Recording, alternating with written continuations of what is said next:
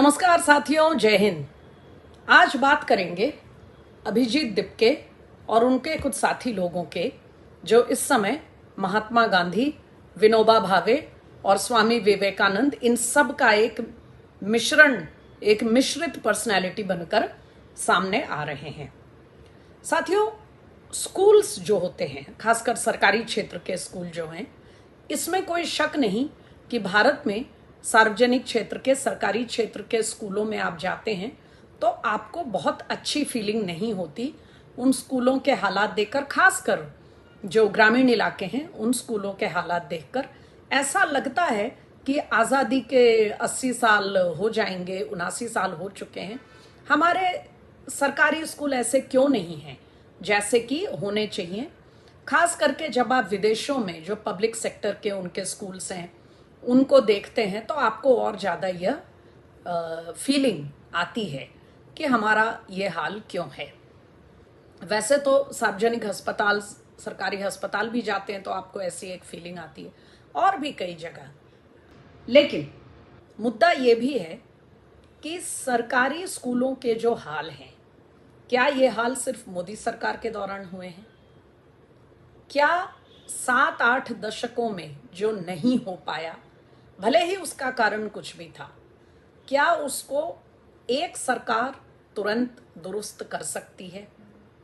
तीसरा मुद्दा, आप कहेंगे कि भाई एक बार में नहीं कर सकती, लेकिन मोदी सरकार को तो 11-12 साल हो गए। बेशक हो गए, लेकिन भारत जितना बड़ा देश, हमारी पॉपुलेशन, हमारी प्रायोरिटीज क्या थी, हमारी प्राथमिकताएं क्या थी, हमारी राजनीति कैसी थी, हमारी ब्यूरोक्रेसी कैसी है, हमारे यहाँ भ्रष्टाचार के क्या हालात थे, हमारे यहाँ राजनीति किस तरह से होती है, इन सब कारणों का मिला जुला असर है कि आज हमारे सरकारी स्कूल, सरकारी अस्पताल और इस तरह के अन्य जो उपक्रम हैं हमारे, उनके हालात ऐसे हैं जो कि इससे बेहतर होने चाहिए थे। अब हम आते हैं इस कॉकरोच जनता पार्टी पे। साथियों, कॉकरोच जनता पार्टी को एक सफलता मिली। परीक्षाओं का मुद्दा बहुत सारे विद्यार्थियों, अभ्यर्थियों का मुद्दा था, क्योंकि नीट एक ऐसी परीक्षा है, हर दूसरे घर में कोई ना कोई नीट देने वाला लड़का या लड़की, कोई ना कोई अभ्यर्थी होता ही है। तो नीट का मुद्दा लोगों में महत्व का मुद्दा था और उन्होंने एक आंदोलन छेड़ा और हालात विस्फोटक हो रहे थे। सरकार ने हालात का जायजा लिया और शिक्षा मंत्री का इस्तीफा करवाया गया, क्योंकि सरकार के लिए शांति बहाल करना जरूरी था। ऐसा नहीं है कि एक मंत्री के इस्तीफे से पूरी परीक्षा व्यवस्था सुधर जाएगी, लेकिन वो एक मैसेज देना जरूरी था और वो अड़े हुए थे, तो एक रास्ता निकालना, गतिरोध को तोड़ना आवश्यक था। तो ये हुआ। अब शायद कॉकरोच जनता पार्टी को लगता है कि अब इन्होंने देश को सुधारने का ठेका ले लिया है। आप हमें गलत समझे, उससे पहले मैं ये स्पष्ट कर दूं कि civic agitation, civic issues, public engagement जैसी चीज़ों के हम कतई खिलाफ नहीं हैं। हम ऐसे कई अभियानों का हिस्सा रह चुके हैं और हम ये मानते हैं कि लोकतंत्र में जो अकाउंटेबिलिटी है वो केवल चुनाव के समय, वोट डालने के समय नहीं होती। सरकारों से उनके परफॉर्मेंस पर जवाबदेही मांगना भी जनता का हक होता है, होना भी चाहिए। तो अब सवाल ये है कि इस समय कॉकरोच जनता पार्टी क्या कर रही है। साथियों, एक मिनट के लिए हम इस बात को परे रखते हैं कि कॉकरोच जनता पार्टी जो भी कर रही है वो महाराष्ट्र में करती है, दिल्ली में करती है, मध्य प्रदेश में करती है, राजस्थान में करती है, पश्चिम बंगाल में करती है, लेकिन महाराष्ट्र से सटे हुए कर्नाटक में नहीं करती, उससे सटे हुए तेलंगाना में नहीं करती, राजस्थान से सटे हुए पंजाब में नहीं करती, लेकिन पश्चिम बंगाल चली जाती है उतनी दूर। तो ये क्या कहता है? ये जो उनके जगह की चॉइस है, इसको इस समय हम 2 मिनट के लिए परे रखते हैं। हम सीधे उनके मुद्दे पर आते हैं। चलिए मान लेते हैं कि उन्हें पंजाब और हिमाचल, कर्नाटक और तेलंगाना में जो कुछ भी गड़बड़ियां हैं, स्कूलों में हो या किसी भी चीज में, वो नहीं दिखती। उन्हें सिर्फ महाराष्ट्र, मध्य प्रदेश, बिहार, दिल्ली, पश्चिम बंगाल में ही दिखती है, राजस्थान में दिखती है। चलिए ठीक है, इन्हीं राज्यों को ले लेते हैं। आज क्या हो रहा है? 10:30 बजे अभिजीत दिपके एक टोली को लेकर के एक स्कूल में चले जाते हैं और वहां टीचर को बुलवाते हैं और कहते हैं कि स्कूल में ताला क्यों लगा है और स्कूल की लाइटें क्यों बंद है। साथियों, कौन सा सरकारी स्कूल रात के 10:30 बजे काम चलता है और कौन से विद्यार्थी आते हैं? इसको छोड़िए। वो एक स्कूल में जाते हैं, प्रिंसिपल से भिड़ जाते हैं। प्रिंसिपल उनसे कहते हैं कि क्लासरूम में जाना इजाजत नहीं है, कोई भी नहीं जा सकता। वो धड़धड़ा के चले जाते हैं। वहां माइनर बच्चे हैं, टीचरों से बहस करते हैं, टीचरों को फैसिलिटीज को लेकर धमकाते हैं, बच्चों के सामने बदतमीजी करते हैं, इंटिमिडेट करते हैं। साथियों, क्या आप इस बात को जानते हैं कि किसी भी सरकारी कर्मचारी को उसके कामकाज को अवरुद्ध करना एक पनिशेबल ऑफेंस है? क्या आप जानते हैं कि माइनर्स यानी नाबालिग बच्चे बच्चियां, उनकी वीडियोग्राफी करना, उनके फोटो लेना और उनके अभिभावकों की मर्जी के बगैर उन्हें दुनिया भर में सोशल मीडिया प्लेटफॉर्म पे सार्वजनिक करना, इस बात को लेकर दुनिया भर में बहस हो रही है कि ये गलत है, इसको चाइल्ड राइट्स के तहत माना जाता है। हमारी एक शिकायत है, अगर कोई अपने ऊपर ये विजिलेंटिज्म, अपने ऊपर ये जिम्मेदारी ओढ़ रखा है कि उसका काम है सब कुछ को सुधार देना और वो धड़धड़ा कर किसी भी स्कूल में चला जाता है, वहां जाकर बदतमीजी करता है, टीचरों को धमकाता है, बहस करता है, बच्चों के सामने ये सारा कुछ होता है, नाबालिग बच्चे इसको देख रहे होते हैं, तो राज्य सरकारें क्या कर रही हैं? मध्य प्रदेश हो, महाराष्ट्र हो, राजस्थान हो।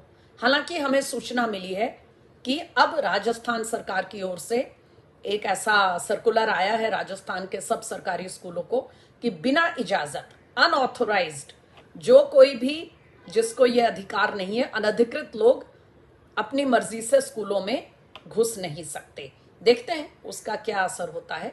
मोटी बात यह है साथियों कि अगर सरकारी स्कूलों के हालात पर आप मुद्दा उठाना चाहते हैं तो इसके और भी तरीके हैं। आप उनको उठा सकते हैं, आप इसको सामाजिक रूप से उठा सकते हैं, आप सरकारों के पास जा सकते हैं बात करने, और इस पर आगे आप जिस तरह भी अभियान चलाना चाहें चला सकते हैं। भले उन्हें सिर्फ बीजेपी के राज्यों में सब कुछ दिखता है तो भी सही, वो बीजेपी के राज्यों में ही अभियान चलाएं और इससे अगर सरकारी स्कूलों की व्यवस्था ठीक हो तो इससे पूरे देश का भला होगा, सबसे भला बच्चों का होगा। लेकिन क्या ये जो व्यवहार कॉकरोच जनता पार्टी की ओर से हो रहा है, क्या ये उचित है? क्या कल वो अस्पतालों में आईसीयू में घुसेंगे? क्या वो किसी भी सरकारी दफ्तर में जाके कुछ भी करेंगे?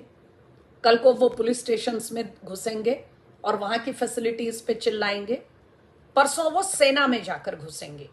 और जिसको भी ऐसा लगता है कि मैं जो बात कह रही हूं ये सिर्फ एक काल्पनिक है, मैं बढ़ा चढ़ाकर एग्जैजरेट करके बोल रही हूं, तो मैं स्पष्ट कर दूं साथियों कि आज ही कश्मीर से एक वीडियो आया है जिसकी डेट और टाइम को लेकर वेरिफिकेशन सेना की ओर से की जा रही है, जिसमें एक महिला है जो खुद को जेनजी कहती है।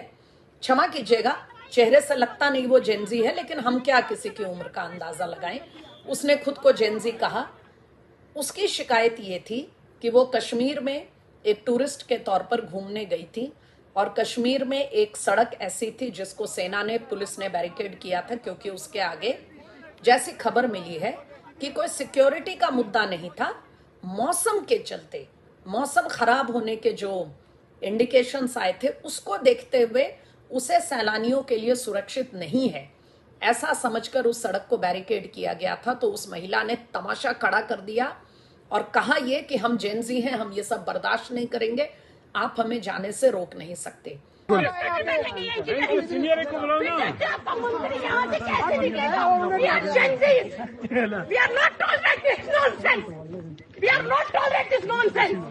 आप तो मुझे बताओ, आप बैठोगे या नहीं बैठोगे? साथियों, मैंने सालों जम्मू कश्मीर में एक रिपोर्टर के तौर पे काम किया है। जम्मू कश्मीर के हालात ऐसे हैं कि कई बार कई इलाके ऐसे होते हैं जिनको सुरक्षा कारणों से, मौसम के चलते कॉर्डन किया जाता है, और जब पब्लिक से कहा जाता है कि उस ओर ना जाएं तो वो पब्लिक की सुरक्षा और पब्लिक के सेफ्टी के लिए होता है।